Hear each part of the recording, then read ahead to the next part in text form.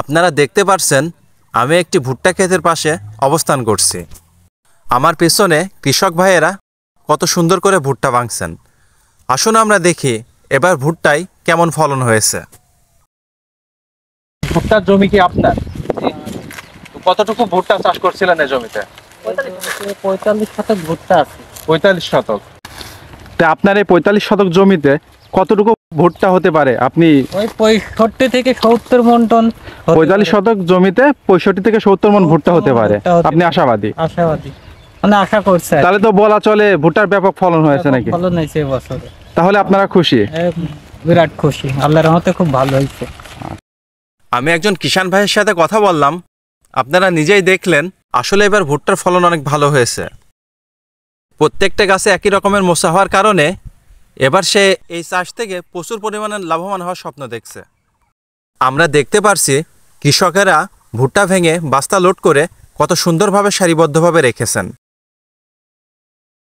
ভুট্টা পুষ্টি সম্ভাবনার এক অন্যতম ফসল। এর বৈজ্ঞানিক নাম জিয়ামাইস। এটি শুধু খাদ্যশস্যই নয়, এটি কৃষির অর্থনীতিতে দারুণ ভূমিকা রাখছে। এতে পুষ্টিমূল্য অনেক বেশি থাকে। ভুট্টা শক্তির এক চমৎকার উৎস।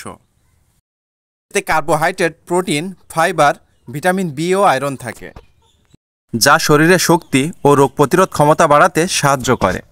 তাছাড়াও ভুট্টার গুঁড়া গবাদি পশুর উন্নত খাদ্য হিসেবে ব্যবহার হয়। শুধু গুঁড়াই নয়, এর পাতা ও গাছ গবাদি পশুর উন্নত মানের খাদ্যের যোগান দিয়ে থাকে, যা দুধ ও মাংস উৎপাদন বাড়ায়। তাছাড়াও এই ভুট্টা এখন বিভিন্ন শিল্পক্ষেত্রে ব্যবহার করা হচ্ছে।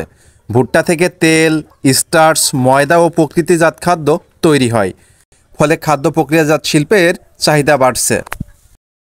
অর্থনৈতিক দিক দিয়ে ভুট্টা চাষে উৎপাদন খরচ কম, ফলন বেশি, বাজারে চাহিদাও প্রচুর। কৃষকেরা এতে ভালো লাভ করতে পারেন। ভুট্টা তাই শুধু খাবার নয়, এটি কৃষির টেকসইতা ও কৃষকের আয়ের জন্য এক সম্ভাবনার ফসল।